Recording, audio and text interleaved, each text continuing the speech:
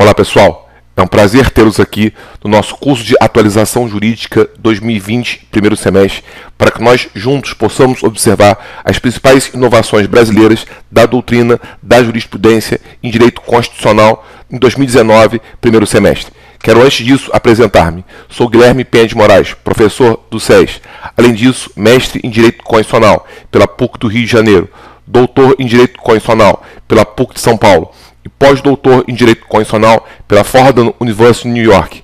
Além disso, sou promotor de justiça no Rio de Janeiro e professor da UF, Universidade Federal Fluminense, concursado em Direito Constitucional. Quero então abordar nossa matéria, Direito Constitucional, dividindo-a basicamente em 3 tópicos. Até porque, em geral, concursos públicos para carreiras jurídicas, me refiro aqui especialmente à magistratura, Ministério Público, Defensoria Pública, advocacias públicas, polícias federais, estaduais, costumam ser decompostos em 3 partes: teoria da Constituição, teoria do Estado, teoria dos direitos fundamentais.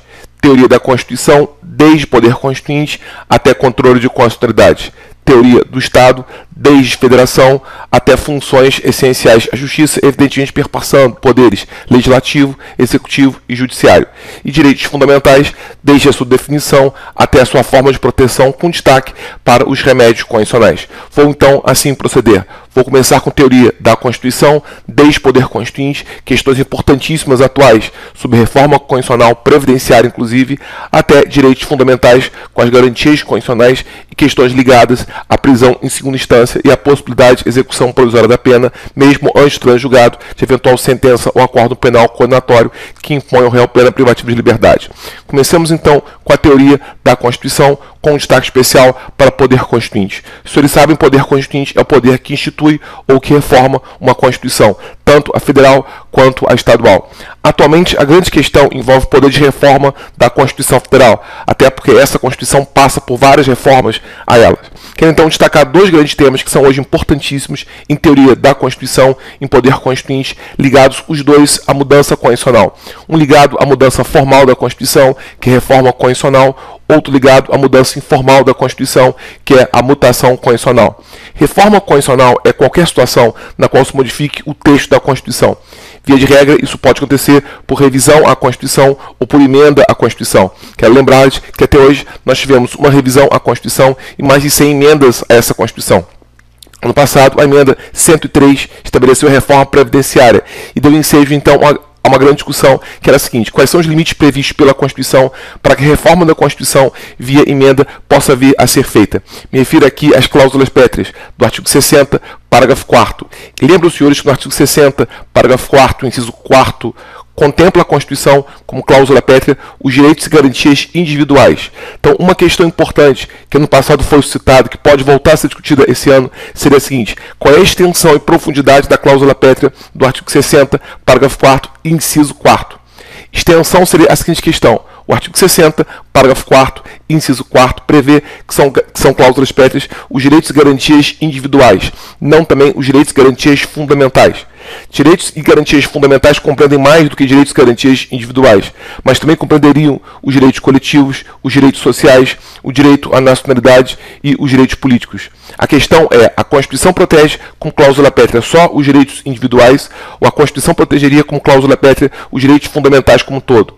Devo lembrar-lhes que em doutrina há controvérsia, há quem pense só os direitos individuais, por exemplo, Silvio Mota, há quem pense todos os direitos fundamentais, por exemplo, Manuel Gonçalves Ferreira Filho. Fato é que o Supremo Tribunal Federal já tinha posição e reiterou essa posição agora no sentido de que as cláusulas pétreas compreendem quaisquer direitos fundamentais, não somente os direitos individuais. Então, no tocante à extensão, a cláusula pétrea protege qualquer direito fundamental, não só o direito individual. A grande dúvida é: e no tocante à profundidade? O artigo 60, parágrafo 4º da Constituição diz que não será deliberada proposta de emenda à Constituição tendente a abolir. Nem se exige que se cause abolição. Basta ser tendenciosa a abolir para que não venha sequer discutida a proposta de emenda à Constituição. O que a Constituição quer dizer com tendente a abolir? Evidentemente, nós temos 2 certezas e há aqui uma dúvida. Quais são as certezas? É possível acréscimo, até porque a Constituição não exaure os direitos fundamentais, nem teria como exauri-los, até porque os direitos fundamentais são históricos. Dia após dia surgem novos direitos fundamentais, ou no mínimo, novas roupagens dadas a direitos fundamentais antigos.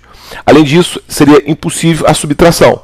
Se a Constituição proíbe algo tendencioso a subtrair, quanto mais a própria subtração do direito fundamental em si considerado. Então é evidente que o Constituinte pode acrescentar direitos e não pode subtrair direitos. Ele pode adicionar direitos, mas não pode diminuir direitos. No meio do caminho fica a dúvida. Ele pode modificar o modo pelo qual se exerce esse direito fundamental?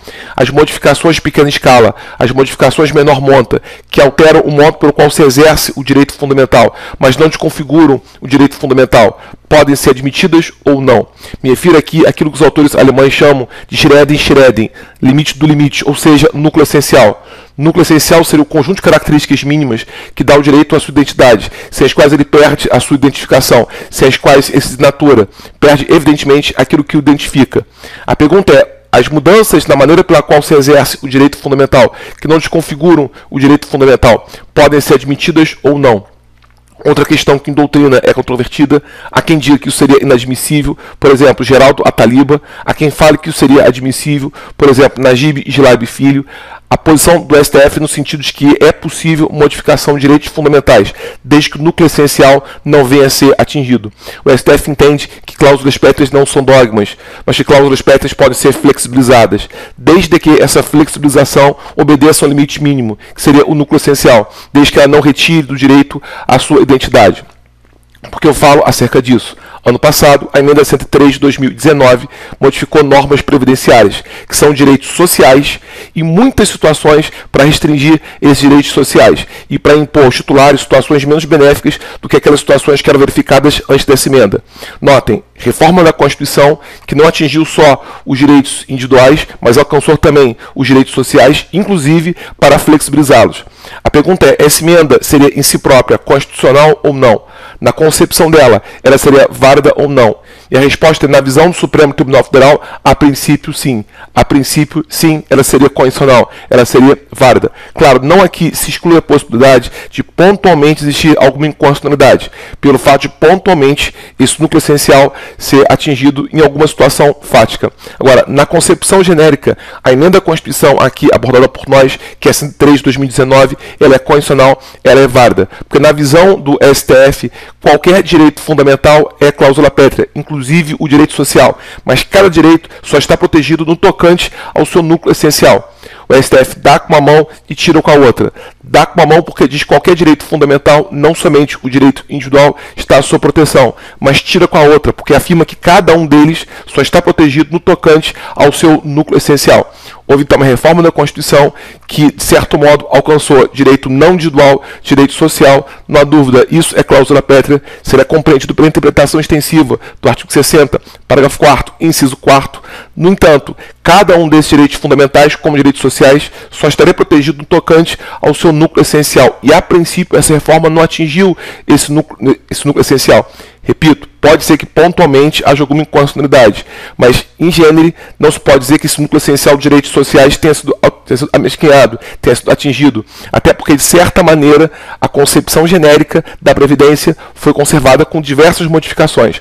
Assim sendo, a princípio, essa emenda será tida como constitucional. Se no futuro houver questão levada ao Supremo Tribunal Federal, que já foi levada, inclusive, no passado, a tendência é que ele mantenha essa reforma como está e não haja liminar nenhuma em eventual ação direta de inconstitucionalidade que suspenda a execução dessas normas que ano passado vieram a ser produzidas. Então, uma questão interessante tem a ver com a reforma constitucional, limite da reforma, especialmente à luz da emenda 103 de 2019, no tocante à cláusula pétrea do artigo 60, parágrafo 4º, inciso 4º. Outra questão importantíssima, ligada a, no caso, mudança constitucional, tem a ver com a mutação constitucional. Uma questão que o STF tem muito abordado e concursos públicos em geral tem muito discutido. O que seria mutação constitucional? E aqui dou os dois possíveis conceitos, um brasileiro e um outro estrangeiro. No Brasil, Ana Cândida Ferraz chama de processo informal de mudança da Constituição. Haveria o processo formal de mudança da Constituição, que reforma a Constitucional com a sua cláusula pétrea, e haveria o processo informal de mudança da Constituição, que seria a mutação constitucional. Então, Ana Cândida Ferraz, processo informal de mudança da Constituição.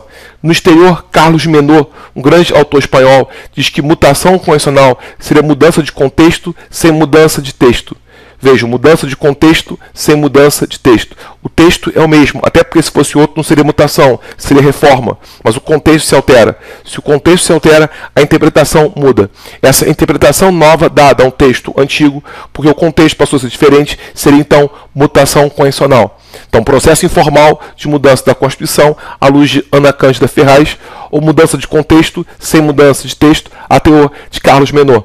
A grande questão é como o Supremo Tribunal Federal trabalha com isso e quais são casos recentes no STF acerca disso. Historicamente, o STF sempre teve 3 casos importantes sobre esse tema.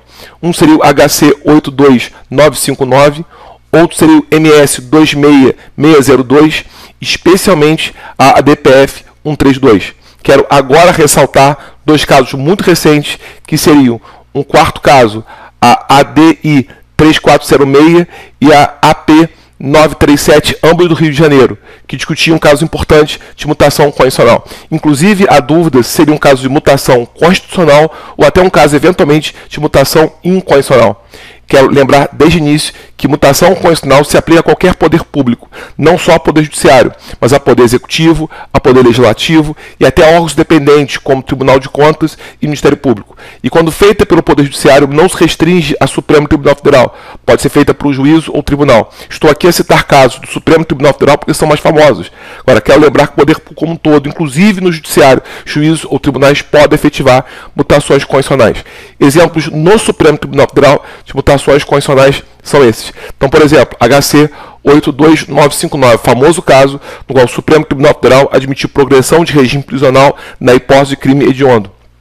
Até hoje, o artigo 5º da Constituição fala em pena individualizada.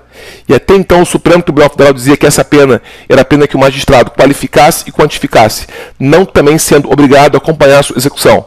Qualificasse, detenção, reclusão. Quantificasse 5 anos, 10 anos ou 15. Mas não seria obrigado ele próprio a acompanhar a eventual execução penal.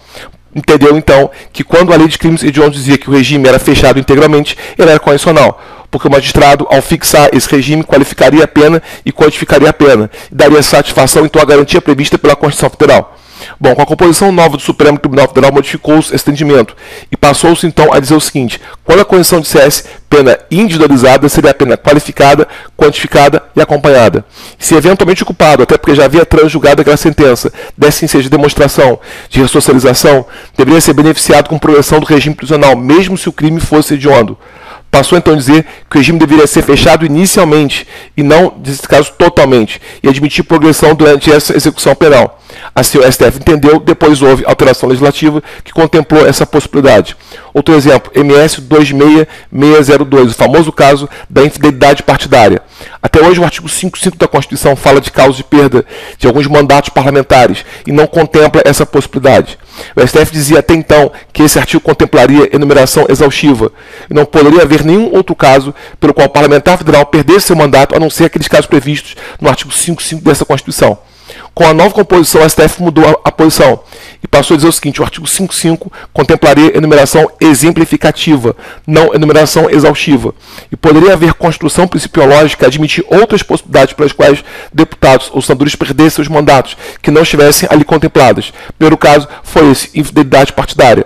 Até conceitou o que era isso, sair de um partido político e entrar ou não em outro, sem justa causa, disse até o que era justa causa.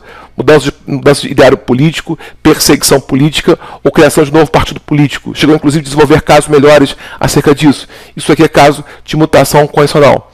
O mais famoso caso de mutação, a meu ver, seria a ADPF 132, quando o Supremo Tribunal Federal admitiu mutação do artigo 226, parágrafo 3º, para aceitar união estável entre pessoas do mesmo sexo. E, a meu ver, andou muito bem.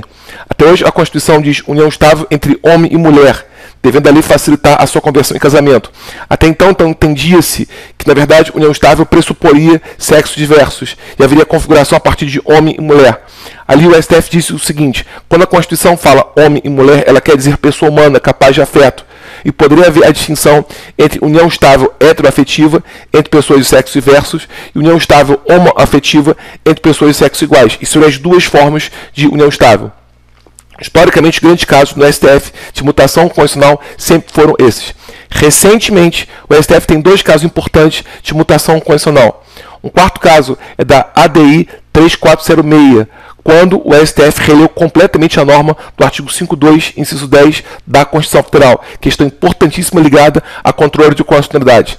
Nessa norma se diz que no controle de constitucionalidade difuso pela via de exceção ou concreto ou incidental, quando o STF proferir decisão e transitar em julgado o seu acordo, cabe ao Senado suspender a execução da lei ou do ato normativo, cuja missão é transformar o efeito daquele acordo de efeito inter partes em efeito erga omnes. Sempre então se entendeu que o artigo 5.2, inciso 10 da Constituição Federal contemplaria um instituto chamado suspensão de execução, que seria entendido como mecanismo, como instrumento de conversão do efeito inter partes em efeito erga omnes, visando evitar decisões contraditórias. Qual foi a posição que o STF tomou agora? Acolheu a tese da abstrativização do controle concreto. Tese essa que ele havia refutado na reclamação 4335 do Acre, de 5 anos atrás, que o STF houve por bem não seguir esse caminho que agora seguiu.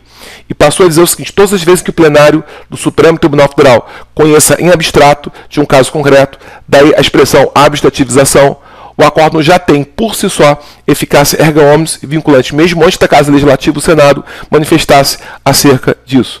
Vejam, há duas condições para isso. Ser o plenário do STF a se manifestar não pode ser uma de suas turmas e deve abstrativizar a questão, ou seja, retirar do caso concreto uma questão em tese e abordar a questão em tese. Só está o Supremo Tribunal Federal autorizado a dar a eficácia própria de uma ação direta, que é efeito erga omnes, vinculante, se julgar a questão como se fosse uma ação direta. Se porventura isso fosse uma ação direta, seria julgada a questão em tese. Então é possível ao próprio STF dar, no caso, a questão eficácia erga omnes, vinculante, se julgar a questão em tese. Nota que, na verdade, isso relê completamente o papel que a Constituição dá agora ao Senado. Até então, ele era ator principal. Agora passou a ser ator coadjuvante, ou até um figurante. Até agora, quem dava o efeito erga omnes vinculante era o Senado. Agora, quem dá esse efeito é o Supremo. A função dele tão somente é intensificar essa publicidade. Isso aqui é um caso de mutação constitucional. Até dúvida se essa mutação seria constitucional ou não. Há quem diga, por exemplo, que ela seria constitucional, exemplo, Gilmar Ferreira Mendes. Há quem diga, por exemplo, que ela seria inconstitucional, exemplo, Landstreck, que sustenta, inclusive, que seria uma mutação inconstitucional por violar limite que você está agora. Fato é que é um caso importantíssimo de mutação constitucional recente, que pode ser objeto de provas em futuro muito breve.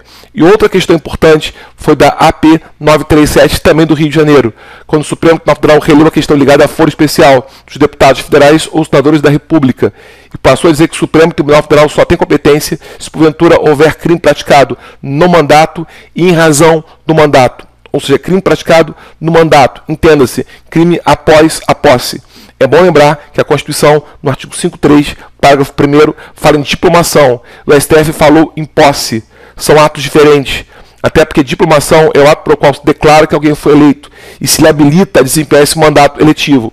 Posse é o ato pelo qual se inicia investidura nesse mandato eletivo do qual já foi diplomado o deputado ou o senador. Também há dúvida se isso aqui seria constitucional ou não. O fato é que a Constituição fala diplomação, o STF fala em posse, ao afirmar crime praticado no cargo, ou seja, após a sua investidura, após o empossamento nesse mandato eletivo.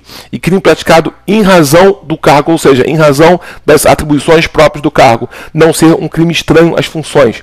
Embora o STF não tenha dito isso, a meu sentir, a inspiração clara que ele utilizou foi o artigo 8.6, parágrafo 4 dessa Constituição. Até porque o artigo 8.6, parágrafo 4 se reporta ao Poder Executivo. E lá se fala que o presidente não pode responder por fatos estranhos às suas funções. Mutatis mutandis é o que se fez aqui. Ou seja, não pode o deputado ou o senador utilizar foro especial no Supremo Tribunal Federal, na visão da própria Corte, para responder por fato estranho às suas funções.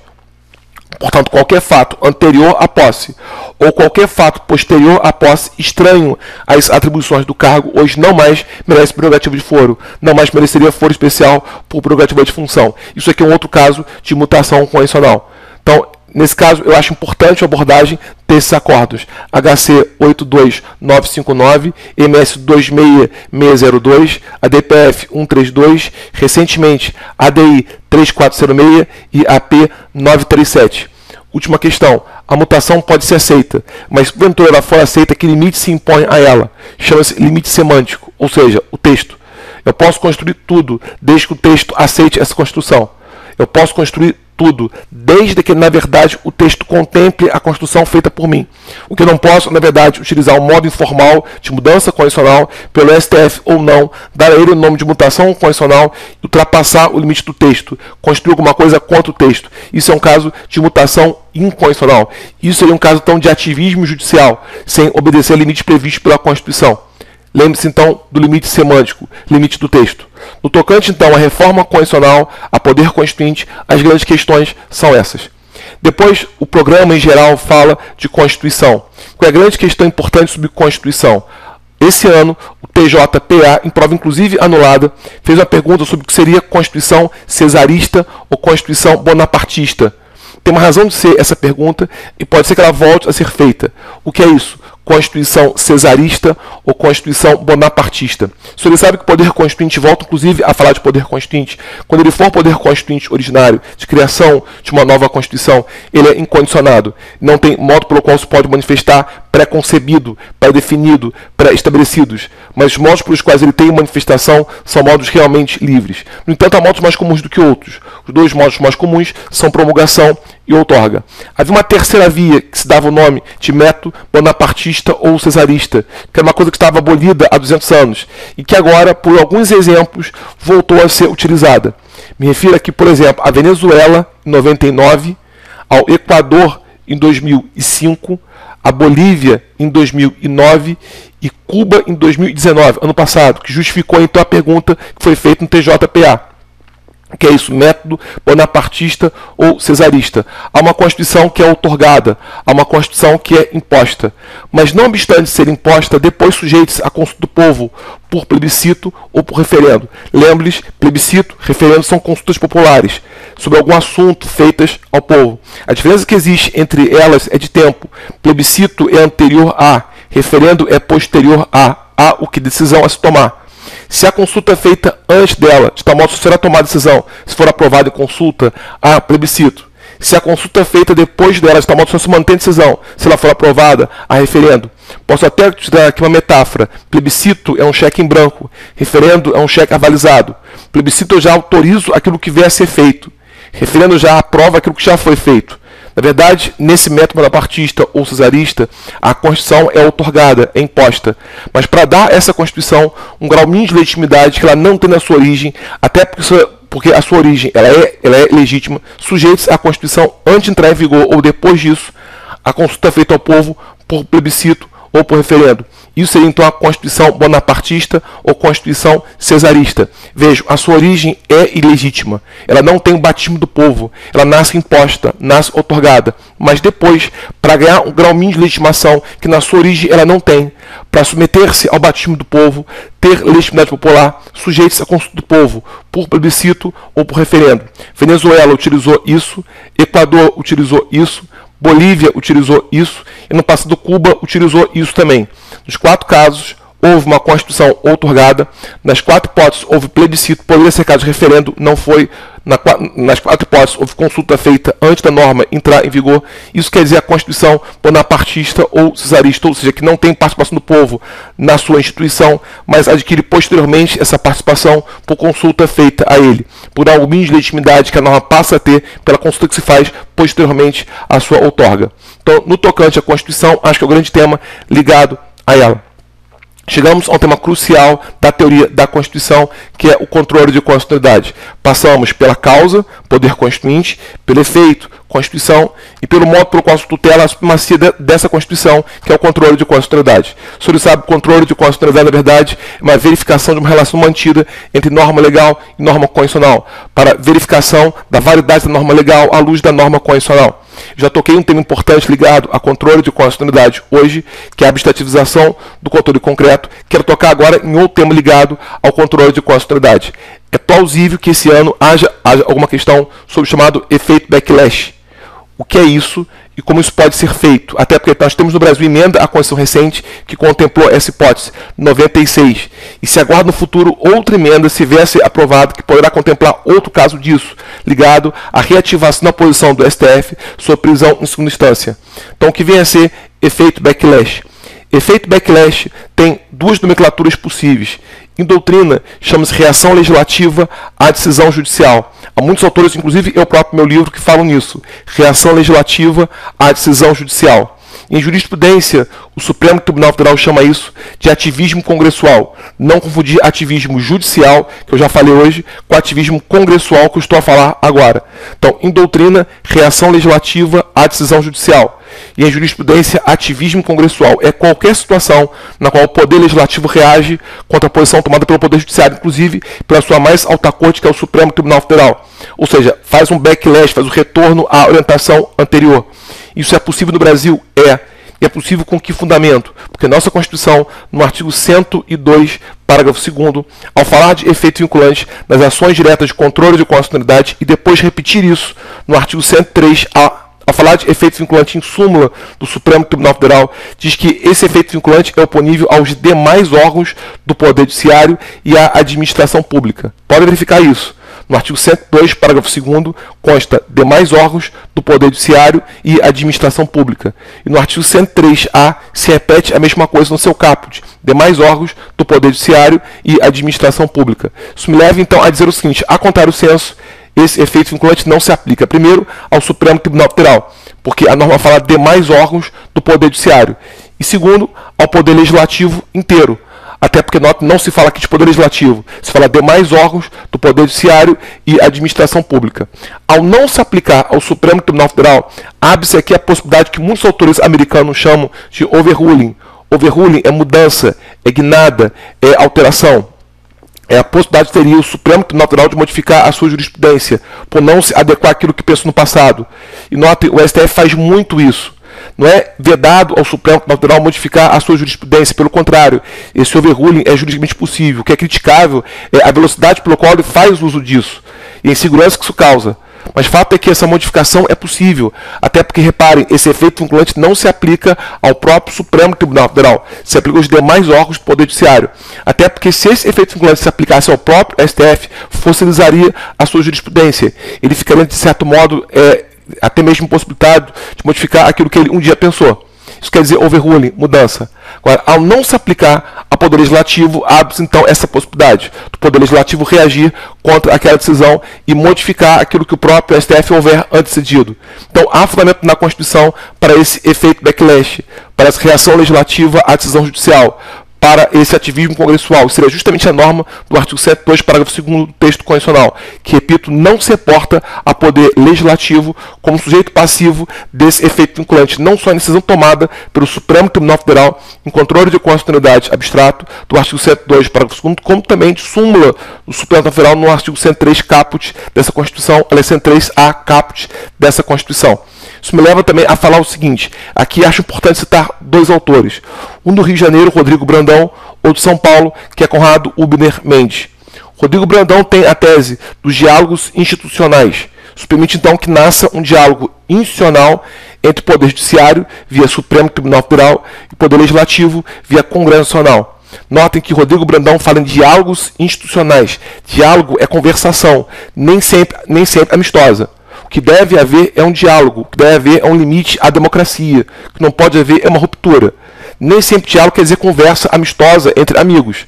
Existe um diálogo entre poderes, judiciário, legislativo, STF e Congresso, através do qual um pode reagir contra o outro nos limites da Constituição.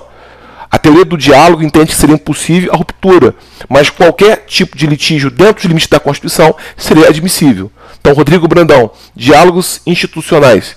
E outro autor de referência é Conrado Ubner Mendes, que tem a tese das rodadas de deliberação, ou seja, ninguém tem monopólio da última palavra, nem o próprio STF coloca termo final àquela discussão. Sempre ela pode ser aberta, basta que o Congresso Nacional reabra aquela discussão com uma alteração legislativa. Então, o que o STF faz é colocar fim a uma rodada de deliberação, uma rodada de discussão. Aquela rodada ele coloca fim ao decidir aquela questão. Mas pode ser que o próprio legislativo reabra aquela discussão ao reagir contra aquilo, ao fazer o backlash, reação legislativa à decisão judicial, esse ativismo congressual. E reabrindo a discussão, nasce nova discussão. Até que, por algum motivo, ou o judiciário modifique a sua posição, ou o legislativo se acalme. De um modo ou de outro. Enquanto não houver isso, enquanto um poder não parar de atuar, outro poder não amoldar a sua posição a ele, essas rodadas serão reabertas. E sempre até que, por algum diálogo entre instituição, a questão cesse. Isso aqui é importante porque houve no passado uma emenda constitucional 96 que permitiu no Brasil vaquejada, que era um caso de ativismo congressual claro, até porque o STF tinha um acordo do Ceará dizendo que a lei cearense era inconstitucional, permitia vaquejada, entendia que não havia patrimônio cultural, havia crueldade contra animais, e seria um caso interessante, inclusive, até depois quero abordar isso, que é um caso no qual tangencia a discussão sobre direitos dos animais, que seria impossível permitir essa prática. Fez o Congresso por emenda à Constituição, permitiu vaquejada e práticas afins. Isso é ativismo congressual claro. E aguardo, porventura, que esse ano as emendas da Constituição que permita novamente prisão em segunda instância, mesmo antes do trânsito em julgado. Se isso for aprovado, é outro caso, ou será outro caso, de ativismo congressual, porque será uma modificação feita pelo Congresso, decisão tomada pelo Supremo Tribunal Federal. E repito, a fundamentação seria essa, na Constituição do Brasil, no seu artigo 102, parágrafo 2º, conjugado com o seu artigo 103A, caput, ao não servir a Poder Legislativo como destinatário desse efeito vinculante. Então, sob teoria da Constituição, a meu sentir, são os grandes casos: poder constituinte, reforma constitucional, mutação constitucional, reforma constitucional, as cláusulas pétreas e seus limites, extensão, profundidade, mutação constitucional que está ligada ao que vem a ser e também ao seu limite, limite semântico. Constituição cesarista ou bonapartista, que é aquela que não tem na sua origem participação do povo, mas adquire essa participação posteriormente, e a causa disso seria a Constituição cubana do ano passado, que justificaria uma questão feita nesse ano. E em controle de constitucionalidade, além da teoria do controle concreto abstrativizado, eu acho também essa questão importante ligada a efeito backlash, ou a reação legislativa à decisão judicial, ou então ativismo congressual. Bom, próximo tema, teoria do Estado. Conforme eu tinha colocado, o Estado compreende tudo, desde federação até poderes legislativo, executivo e judiciário. No tocante à federação, sabe-se que ela é uma forma de Estado pelo qual todos os entes políticos são autônomos, a federação é soberana, criada a partir de uma Constituição Federal. Sabe-se também que ela tem características muito específicas de Constituição e de conservação. Quero aqui destacar duas: de Constituição, repartição de competências, e de conservação, intervenção federal. Ela se constitui porque a Constituição reparte competência entre entidades, e ela se conserva porque, se porventura houver ultrapassagem dos limites das competências, cabe intervenção da União sobre estados ou DF. Quero trazer então questões recentes sobre as duas hipóteses. No tocante à competência, quero lembrar que o Supremo Tribunal Federal, ano passado, entendeu que questões ligadas a aplicativos de transporte são questões próprias de trânsito. Portanto, não caberia a Estado, não caberia a município, nem caberia ao DF legislar acerca disso. Caberia a União legislar sobre aplicativos de transporte, especialmente Uber 99 ou outros similares. Competiria à União essa eventual legislação. Houve um caso importante levado ao Supremo Federal relacionado a São Paulo, quando o STF entendeu que a lei paulista seria inconstitucional, porque na verdade caberia à própria União e não a São Paulo legislar acerca disso. Devo lembrar que no tocante a trânsito, a Constituição tem uma regra e a Constituição tem uma exceção, que deveria ser aqui lembrada. A regra é do artigo 22, inciso 11, e a exceção é do artigo 23, inciso 12. No artigo 22, inciso 11, prevê a Constituição que legislação sobre trânsito compete à União. Tanto é que toda legislação que o Brasil possui sobre trânsito é um Código Brasileiro de Trânsito, ou seja, é no caso lei federal. Agora, abre uma exceção a isso, que é o artigo 23, inciso 12, quando fala que seria possível entender como competência comum da União, Estados, DF ou municípios normatização sobre política de educação para a segurança do trânsito. Então, se a questão for ligada à política de educação para a segurança do trânsito, seria admissível normatização jurídica federal, estadual, distrital ou até municipal. Salvo essa hipótese, qualquer outra questão ligada a trânsito, competência legislativa pertence à União e, vejam, é inclusive privativa dela, pelo artigo 22, inciso 11. Pode ser no futuro haja delegação da União para o Estado, até porque o artigo 22, parágrafo único, admite essa possibilidade, o que não houve em relação a trânsito ainda, mas por enquanto qualquer legislação acerca de trânsito é federal. O STF entende que aplicativos de transporte se inserem aqui. Se uma questão ligada a trânsito, seria hipótese do artigo 22, inciso 11, tão somente a União competiria então legislar acerca disso. Questão importante ligada então à federação no tocante à competência. No tocante à intervenção federal, devo lembrar que em 2018 o Brasil teve dois casos importantes de intervenção federal, Rio de Janeiro e Roraima. E nas duas situações houve intervenção parcial. ligadas, ora à segurança pública, ora à administração penitenciária. É uma questão levada ao Supremo Tribunal, não julgada ainda, mas de certa maneira já aquecida, que seria a seguinte: seria admissível então no Brasil que houvesse intervenção parcial? Ou seja, seria admissível que a União mantivesse no seu cargo, governador do Estado, e estabelecesse intervenção sobre algumas áreas ligadas às competências estaduais? Ou qualquer intervenção deveria ser total, sobre toda a autonomia estadual ou distrital, se fosse o caso? E, a meu sentir, deverá o STF julgar esse ano que a intervenção poderá ser parcial. Seria admissível, então, que houvesse no Brasil a intervenção parcial por um motivo muito simples: quem pode o mais, pode o menos. Se a União pode afastar toda a autonomia do Estado ou DF, não tem por que não poder afastar parte dela.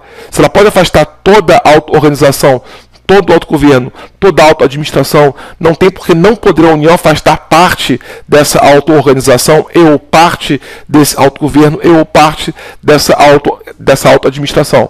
Nos casos que eu dei, ficou bem claro isso. Rio de Janeiro, por exemplo. No Rio de Janeiro, houve intervenção federal ligada à segurança pública e à administração penitenciária. Aquilo afastou do Estado a sua auto-organização. Não teve a possibilidade de emendar a sua Constituição enquanto havia intervenção federal. Mas afastou parte do seu autogoverno e parte da sua auto-administração. Por exemplo, não teve o Estado como fazer concurso público naquele momento para a segurança pública, mas fez para as outras áreas, o que demonstrou que havia autogoverno ainda. Como também não se afetou em relação ao Estado serviços públicos ligados a áreas que não fossem vinculados à segurança pública ou à administração penitenciária, cultura, educação, saúde, que demonstrou que ele tinha também parte da sua auto-administração em mãos ainda.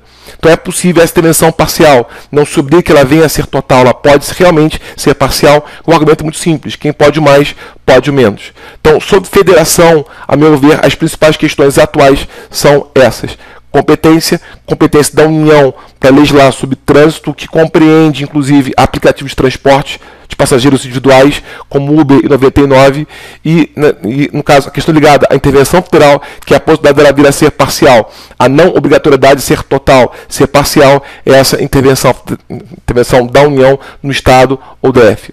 Sobre poderes, quero trazer algumas questões breves sobre poder legislativo, poder executivo, poder judiciário. Em relação ao poder legislativo, duas questões hoje, a meu sentir, são cruciais. Uma eu já toquei, outra quero tocar agora. Já toquei na questão ligada à foro especial e a releitura feita pelo STF na AP 937, quando ele estabeleceu a ideia de que só haveria foro especial no Supremo Tribunal Federal para crimes praticados no cargo e em razão dele. E outra questão importante de respeito às imunidades parlamentares, não só a chamada imunidade material, como também em relação às chamadas imunidades formais. Lembrar que, no tocante à imunidade material, o STF tem de novo dito que ela não protege deputado ou senador só por atos praticados na casa, mas também por atos praticados fora da casa. Tem acordos do ano passado que, na verdade, recolocam isso em pauta novamente. Ou seja, o que se impõe é que o deputado ou senador não pratique só um ato em ofício, mas também perpetre um ato próprio ofício, em ofício, na função, próprio ofício, em razão de sua função. O STF tem reiterado a ideia de que se o ato é praticado dentro da casa, qual pertence o deputado ou o senador, há a presunção absoluta que ele atua em ofício, ele está protegido. Crime não há. Pode ser que haja decoro parlamentar quebrado. Agora, crime, a princípio, não. Agora, se o ato é praticado fora da casa, a qual pertence o deputado ou o senador, há a presunção relativa que ele atua próprio ofício. Então, a princípio, ele está protegido. A não ser qualquer interessado, até porque o ônus da prova é dele, não pertence ao deputado ou senador, prove que é um fato que exclua essa presunção. Então, se afasta essa proteção jurídica. É importante lembrar que isso aqui não se aplica, evidentemente, a redes sociais, até porque redes sociais seriam atos praticados fora da casa e seriam, no máximo, proteção, nesse caso, próprio ofício e por presunção relativa. Agora, fato é que reitera-se essa ideia. É muito mais importante hoje questões ligadas, ou são muito mais importantes hoje questões ligadas às chamadas imunidades parlamentares formais. Lembrar que, na verdade, a Constituição traz duas garantias, uma ligada à prisão, outra ligada à ação penal. E no tocante à prisão, o STF modificou um pouco a sua posição ano passado, que diz a Constituição que só seria possível prisão provisória se houvesse flagrante de crime inafiançável. E mesmo assim, comunicada a prisão em 24 horas à casa, para que ela possa relaxar essa prisão. Mas o termo que o próprio STF sempre utilizou foi relaxamento, que é algo estranho. Até porque relaxamento, na verdade, seria aplicável a prisões ilegais pelo Poder Judiciário. Seria um caso no qual a prisão seria relaxada por um órgão estranho ao Poder Judiciário, sem ser de modo obrigatório e legal. Poderia ser rígida, por critério meramente político, teria a casa como relaxar essa prisão. E sempre foi a expressão que o STF utilizou, relaxamento. Então, se fosse caso de prisão provisória, só seria admissível prisão se houvesse flagrante de crime inafiançável. Então, nós temos 3 possibilidades. Primeira, não há flagrante. Segunda, há flagrante e o crime é afiançável. E terceira, há flagrante e o crime é inafiançável. Se for a hipótese 1, não há flagrante, ou se for a hipótese 2, há flagrante e o crime é afiançável, não há que se falar em prisão. Agora, se for a hipótese 3, há flagrante e o crime é inafiançável, nesse caso, há prisão. Conforme eu tinha colocado, encaminha-se o auto de prisão em flagrante pela autoridade policial responsável, a caso com a pertence do deputado ou senador, pode relaxar a prisão em 24 horas. O STF teve uma situação recente ligada à possibilidade de estabelecer esse controle político na cautelar de versus prisão, e deverá voltar a discutir isso esse ano também. Será admissível ou não que o STF imponha ao deputado ou senador cautelar de versus prisão? E se houver essa possibilidade, se haveria controle político acerca disso ou não? São 2 questões em uma. Primeira dúvida, é possível que o STF aplique contra o parlamentar cautelar de versus prisão? Disse o STF, sim, pelo mesmo motivo. Se ele pode aplicar prisão, não tem por que ser impostado a ele a aplicação cautelar diversa dela. Então, se é admissível a prisão, que é no caso maior, não seria impossível aplicar cautelar diversa dela, que seria o menor. Seria então admissível. Agora surge outra dúvida. E nesse caso, haveria controle político da casa? Teria caso como relaxar esse cautelar de versus prisão por entender inconveniente, inoportuna ou não? E afirma o Supremo Tribunal Federal, haverá controle político se a cautelar puder impossibilitar de modo direto ou indireto qualquer tipo de entrave para a liberdade de desempenho desse mandato parlamentar. Então a questão passa a ser a seguinte: essa cautelar tem como afetar de modo indireto que seja a liberdade parlamentar para desempenhar o seu mandato ou não. Se não houver qualquer tipo de entrave, não fica subordinada a esse controle. Agora, se houver, fica assim sujeita a ele. Então, por exemplo, o STF impõe a um cautelar o confisco do seu passaporte. Isso vai ser submetido a controle político? Vai. Porque o parlamentar pode pertencer a uma comissão externa, ter a viagem ao exterior, em relação ao qual o passaporte passa a ser de porte obrigatório. Isso pode afetar o desempenho dele ou do seu mandato parlamentar, sim.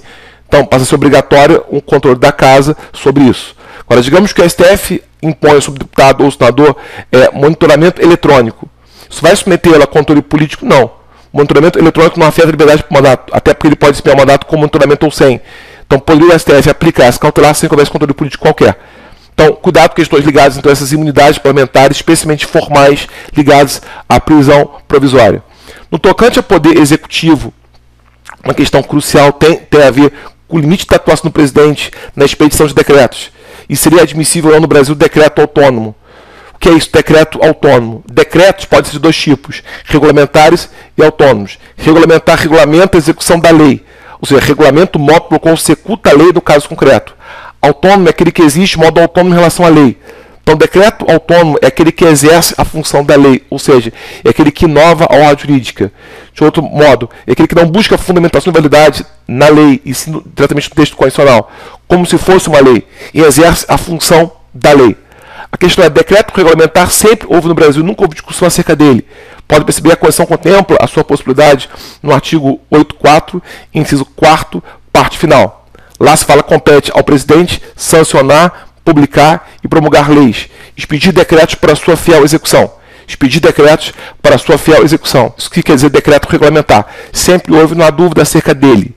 A questão é decreto autônomo, se existe ou não, que exerce a função da lei, que inova a ordem jurídica, que busca fundamentação de validade direta e imediata no texto constitucional, tal como uma lei. A pergunta é, isso aqui no Brasil seria admissível ou não? Há controvérsia. Há 2 autores que dizem que não, que são José dos Santos Carvalho Filho e Marçal Justem Filho, Rio de Janeiro e Paraná. Sim, que na verdade o que eu vou dizer agora é uma especificação daquilo que a Constituição sempre contemplou no artigo 8.4, inciso 4º. Agora, salvo a posição dos 2 grandes autores, José dos Santos Carvalho Filho e Marçal Justem Filho, que, reitero, dizem o contrário do que eu vou dizer agora, todos os demais que, na verdade, de certo modo, analisam a norma que eu vou citar, dizem que ela contemplou no Brasil uma situação de decreto autônomo. Todos os demais dizem que haveria no Brasil um caso de decreto autônomo que seria do artigo 8.4, inciso 6º da Constituição, criado primeiro da Constituição 32 de 2001, que criou essa hipótese. Veja que no artigo 8.4, 6º da Constituição diz que compete ao presidente editar decretos para regulamentar como, na verdade, se pode extinguir cargos ou funções quando vagos, ou a própria rotina administrativa, se não criar aumento de despesa, criação e extinção de órgãos públicos. Diz os demais autores, isso aqui é um caso de decreto autônomo. Nós temos questões levadas ao próprio STF recentemente discutindo isso aqui. No Brasil, então, se conclui dizendo que o presidente pode sim expedir decretos autônomos. Ele tem possibilidade de expedição de decreto sem lastro em lei, desde que ele se adeque à hipótese do artigo 8.4, inciso 6º. De duas uma, ou não se adequa ou se adequa. Se se adequar, ela é válida, sendo um decreto autônomo autorizado pela Constituição. Se não se adequar, ela seria inconstitucional e cabe controle de constitucionalidade no próprio Supremo Tribunal Federal. Sob o nome do artigo 8.4, inciso 6º, é importante trazer aqui três considerações. Primeiro, de fato, a meu sentido, o decreto ali é autônomo e bastaria ser feita aqui a interpretação sistemática da Constituição dos dois artigos citados. Repare que o artigo 8.4 se reporta a decreto em duas passagens, no inciso 4º e no inciso 6º. O inciso 4º fala decreto nos termos da lei. O 6º fala decreto sem qualquer menção à lei.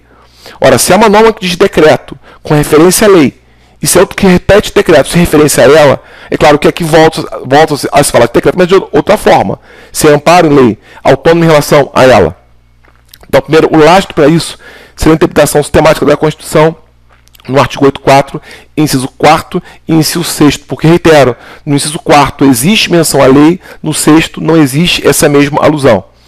Outra consideração interessante, se isso for aceito, como de fato majoritariamente é, nós temos condições impostas nas duas alíneas do inciso 6º do artigo 8.4. Repare que na linha A se fala não criar aumento de despesa, nem criação ou extinção de órgão público. A contrário do senso, se importar aumento de despesa, criação ou extinção de órgão público deve matéria ser disposta por lei. Se na verdade atender a essa condição, não criar aumento de despesa, criar ou extinguir órgão público pode ser decreto e seria autônomo. A linha B, se tiver o cargo ou função vago. Se não tiver o cargo ou função vago, cabe por lei. Se estiver vago, é por decreto. Aliás, uma tecnia grosseira. Até porque, repara, cargo no Brasil se cria por lei. Se extingue se estiver provido por lei. É revogação. Mas se estiver vago por decreto, que é autônomo. Que nome se dá isso? Não sei. Até porque uma lei cria um decreto extingue, não pode ser revogação. Falta simetria entre as formas. Mas, enfim, fala-se aqui extinção de cargo vago ou função vaga por decreto autônomo. E lembrar também, por fim, que essa atribuição, a Constituição autoriza a delegação dela, pelo artigo 8.4, parágrafo único. Percebo que lá se fala que o presidente pode delegar atribuições dos incisos 6º, 12, 25 primeira parte, aos ministros, AGU e PGR. Deverão seguir limites fixados pelas delegações. É um caso no qual a Constituição garantiu a possibilidade do presidente delegar essa atribuição a alguém. Pode-se, inclusive, que ele delegue ao ministro, inclusive ao seu AGU, ou, se for o caso, ao PGR. O fato é que, na verdade, é delegável essa atribuição pelo artigo 8.4, parágrafo único. No tocante ao Poder Judiciário, a grande questão tem a ver com o juiz de garantia e a visão que o STF dá acerca disso. Primeiro, o que é isso? Bom, o juiz de garantia é uma sistemática europeia que divide a instrução e julgamento. Na verdade, rompe com uma tradição brasileira, segundo a qual o juiz responsável pela instrução processual penal seria responsável pelo julgamento final daquela questão. O juiz de garantia basicamente é isso. É uma divisão clara entre aquele que busca essa eventual instrução e durante essa instrução defere ou não cautelares que poderão ou não violar ou atender garantias constitucionais, daí, no caso de expressão juiz de garantia, e aquele que vai julgar essa questão.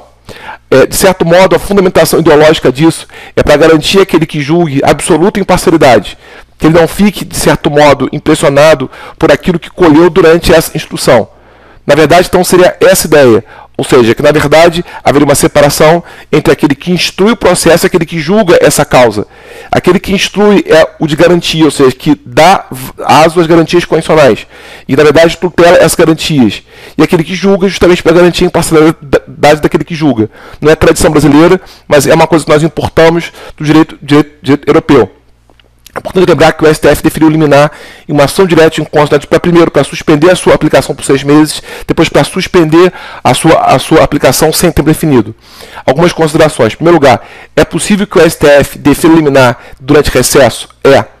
Desde que venha a ser monocrática pelo seu presidente ou aquele que lhe faça às vezes, que foi o caso. Uma liminar pelo presidente, outra pelo vice-presidente que faz às vezes dele durante as férias do próprio presidente. É admissível isso, desde que quando o tribunal voltar a funcionamento, submeta ad referendo do próprio plenário essa questão, como será feito. Então, ou seja, é admissível sim liminar pelo presidente ou que ele faça às vezes, inclusive depois submetendo ao seu plenário para referendá-la ou não. Segundo, é admissível que ele faça uso de prazo? É possível que haja menção a tipo de prazo se houver necessidade de esse prazo ser imposto como cautelar, como de fato foi feito uma vez. E terceiro, é admissível que ele utilize técnicas decisórias na liminar? É. Vejam que numa liminar houve interpretação conforme a Constituição de um artigo. Isso aqui não é uma declaração de inconstitucionalidade. É uma interpretação conforme a Constituição. Isso é admissível, é por motivo simples. Entende-se hoje que liminar em ação direta de inconstitucionalidade é uma antecipação de tutela. Uma tutela antecipada condicional. Embora a Constituição diga cautelar, ela seria tutela antecipada. Na verdade, se a tutela antecipada antecipa o efeito prático da eventual decisão final, e se a decisão final pode utilizar essa técnica, é possível então a cautelar também utilize. Então, no tocante a cautelares nas ações diretas de inconstitucionalidade, é importante lembrar que as duas que eu menciono atenderam aos padrões que o próprio STF impõe para a sua concessão. É possível que o presidente, ou quem lhe faça às vezes, defira essa liminar, como de fato foi feito em 2 ocasiões isso aqui, desde depois submeta, quando o tribunal voltar a funcionamento, a referendo o seu plenário, como será feito. Segundo, é possível que nessa liminar haja fixação de prazo, se ele for entendido como necessário para que aquela cautelar possa vir a ser executada, como foi feito uma vez. E terceiro, é possível que na liminar haja uma técnica decisória qualquer que não seja uma declaração de inconstitucionalidade, mas algo tendencioso a produzir efeito similar a ela, porque a liminar antecipa o efeito prático do acordo final. O acordo final pode utilizar essa técnica. Então seria admissível que ela assim o fizesse. É importante lembrar que o STF não reconheceu, por enquanto, seu juízo de garantia incondicional. Ele simplesmente atrasou a execução dele. Portanto, tem que ser feita aqui uma distinção entre negar a sua aplicação ou, no tempo, dilongar a sua aplicação. O STF, na verdade, dilongou a aplicação do Instituto, mas não negou a sua aplicação. Por enquanto, não se reconheceu que seria incondicional a norma, mas se atrasou a eventual execução da sua aplicação. Então, sob o Poder Judiciário, a meu sentir, a grande questão é ligada à juiz de garantia, o que vem a ser e qual é o prazo para a sua eventual execução. Por enquanto, não há mais prazo. Chegou a haver um prazo de janeiro, de 6 meses, não há mais, até porque a última liminar nada não faz menção mais a prazo. Por fim, há questões ligadas a direitos fundamentais. Vejam, passei pela teoria da Constituição, cheguei à teoria do Estado e agora direitos fundamentais. A meu ver, aqui 2 questões podem ser tocadas. Uma eu não citei, outra quero citar ainda. Não citei uma questão importante que pode ser discutida, que seria a seguinte. Hoje, muito se fala em direitos dos animais, direitos fundamentais dos animais. Recentemente, ano passado, inclusive, nós tivemos algumas normatizações acerca disso. No Brasil, hoje, por jurisprudência, se entende que animais ou são bens se moventes ou são objetos de direito real. São objetos de direito, não sujeitos de direito. Portanto, não se entende como possível no Brasil hoje, em nível nacional, a extensão de direitos aos animais. Em doutrina, há quem pense que isso é possível. Por exemplo, eu penso assim no meu livro, eu coloco isso. E o Wolfgang Sarlett também sustenta a mesma coisa. Seria admissível extensão de alguns direitos aos animais. Fato que nós já temos normatização estadual do Brasil ou fora dele acerca disso. Por exemplo, no Brasil, em Santa Catarina, há uma lei estadual que fala que animais sencientes são sujeitos de direito. Então seria um caso interessante, catarinense, de admissão de direitos fundamentais aos animais sencientes, ou seja, aquele que sofre sofrimento, caso haja sofrimento em relação a algum tipo de ato. Então, animais sencientes, em Santa Catarina, por lei estadual, são tratados como sujeitos de direitos. Isso já é algo tendencioso a admitir essa possibilidade de direitos dos animais. E no exterior, há discussões levadas já a tribunais na Inglaterra, Argentina, Nova Zelândia, Estados Unidos, Itália, discutindo isso. Próximo de nós, no Equador, eu citei hoje, essa Constituição volta a citar no seu artigo 10 a menção ao Pachamama. Pachamama quer dizer um ecossistema que pode ser titulado de alguns direitos fundamentais, especialmente para algumas ações coletivas. E já no Equador, ações civis públicas ou similares a elas, cujos autores são rios, florestas, etc. Não é exatamente isso, mas é algo tendencioso a entender que, na verdade, direitos não se restringem às pessoas, inclusive jurídicas, mas também se estendem aos animais. Então fica a dica para o futuro. Pode ser que haja uma questão mais interessante, mais profunda sobre essa hipótese. Mas é um tema que já vem sido hoje muito abordado. Direitos dos animais, fundamentais dos animais, em nível estadual no Brasil ou fora dele. Uma questão que agora volto a citar seria a prisão em segunda instância. E devo lembrar que o STF releu de novo a sua posição que sempre teve. Veja, eu citei hoje backlash, falo agora de novo de overruling. O STF fez novo overruling e modificou de novo a sua posição acerca disso. E volto a citar aquilo que eu tratei antes. Não é impossível que o STF faça isso. A crítica feita em relação à velocidade que ele faz e necessidade que faz para tanto. Ou seja, é possível que ele modifique a sua posição? Claro que é. Até porque esse efeito vinculante se aplica ao Supremo Tribunal Federal? Não. Agora, o que se discute aqui é como ele faz isso e a velocidade que faz. Devo lembrar que, por exemplo, a Corte Britânica só fez hoje uma mudança de overruling. E o STF faz quase toda a sessão overruling possível. Ele voltou à sua posição anterior, entendendo que não seria possível prisão em segunda instância antes do trânsito julgado, que a presunção de inocência impediria que houvesse execução de pena antes da formulação da conjuntura material sobre aquela questão. Devo lembrar, sobre o ponto de vista espacial e temporal, não é a posição majoritária no Brasil ou fora dele. No Brasil, aqui, por tradição, nunca foi a posição seguida, e fora do Brasil, não é a posição majoritariamente acolhida.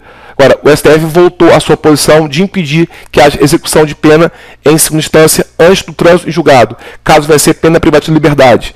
Devo lembrar que foi a posição que o STF tomou entre 2009 e 2016, tão somente. Nesse intervalo de tempo, acolheu essa ideia e voltou agora a consubstanciar essa hipótese. Havia julgado alguns casos concretos, inclusive habeas corpus, mantendo a posição que até então tinha, que seria admissível que houvesse execução de pena provisória anterior ao trânsito julgado. Julgou agora uma ação declaratória de constitucionalidade 43, em outubro do ano passado, e reconheceu isso, que a presunção de inocência impediria que houvesse execução de pena antes do seu trânsito julgado por 6 a 5, inclusive, maioria pequena, mas admitiu essa possibilidade. E a grande questão hoje ligada, então, a direitos fundamentais. Enfim, pessoal, as grandes questões hoje ligadas a direito constitucional, para concursos públicos, para a carreira jurídica especialmente, logicamente nossa aula de hoje não se restringe à magistratura, Ministério Público, Defensoria Pública, Advocacia Pública, muito menos à polícia, mas especialmente para carreiras jurídicas, eu acho que as grandes questões hoje são essas. Recapitulando. Primeiro, poder constituinte, questão ligada à reforma constitucional e mutação constitucional. Reforma constitucional, as cláusulas pétreas, mutação constitucional, que é e seu limite semântico, em casos, inclusive, importantes no Supremo Tribunal Federal. Constituição cesarista ou bonapartista, que é aquela que não tem participação do povo na sua origem, mas depois adquire essa participação por consulta feita ao povo. Controle de constitucionalidade, dois grandes temas. A abstratização do controle concreto, que é a ideia de que eu poderia ter um efeito regômetro vinculante ao julgar um caso concreto, sem a participação de nenhum outro poder. Repare da expressão controle concreto abstrativizado. Obter efeito regômetro vinculante, próprio controle abstrato, ao julgar um caso, próprio controle concreto, sem que nenhum outro poder participe, a não ser o poder judiciário. Outra questão que eu tratei também foi uma famosa questão do chamado overruling e backlash. Overruling é guinada e backlash, que é justamente essa reação legislativa à decisão judicial. Esse ativismo congressual teria lastro na Constituição em dois artigos, 102, parágrafo 2º, 103A, caput dessa Constituição, com algumas conexões feitas aqui, por exemplo, diálogos institucionais e rodagens de deliberação. Relação a Estado, Federação, competência, aplicativo de transporte é matéria segundo STF de trânsito, intervenção federal pode ser total ou parcial, inclusive parcial, porque quem pode mais pode menos. Se eu não pode afastar toda a política do Estado ou DF, não tem porque não poder afastar parte dela. No tocante a poderes legislativo, relembrar que estou ligado a foro especial, que o STF entende que a foro especial sobre crime praticado no mandato, em razão dele, consta especial para imunidade parlamentar, especialmente a formal, ligada à prisão provisória. Só é possível prisão provisória se houver flagrante de crime inafiançável, mesmo assim sujeito a controle político parte da casa, que pode relaxar a prisão por critério meramente político, conveniência, oportunidade, que se estende a possibilidade da cautelar diversa dessa prisão. O STF entende que ele pode aplicar essa cautelar desde que, na verdade, se mostre necessária para o caso concreto, e haverá controle político se porventura poder afetar, de modo direto que seja, liberdade para dispensa parlamentar. No tocante ao poder executivo, a questão ligada a decreto executivo autônomo, que seria admissível nos termos do artigo 846 dessa Constituição, inclusive delegável a algumas autoridades públicas, e poder judiciário juiz de garantia, a divisão que existe entre instrução e julgamento, para garantir a imparcialidade daquele que julga. A decisão tomada pelo Supremo Federal, na última vez que julgou essa questão, liminar em ação direta de inconstitucionalidade para suspender a execução da norma por tempo indeterminado. Repito, uma coisa é negar a execução, outra coisa é dilongar a execução. Não está negada a execução porque não se entendeu que seria inconstitucional a norma. Se entendeu que seria inconstitucional a aplicação imediata dela. Então se atrasou a sua eventual execução futura. Por fim, direitos fundamentais. Animais, em algumas situações, podem se titular de direitos fundamentais, inclusive especialmente os sencientes, que estão ligados também à prisão em segunda instância e à posição tomada pelo STF acerca disso. Enfim, pessoal, despeço-me. Foi um prazer para mim estar aqui ao vivo para que nós pudéssemos abordar questões ligadas ao direito constitucional. Muito obrigado, até a próxima, forte abraço e boa sorte.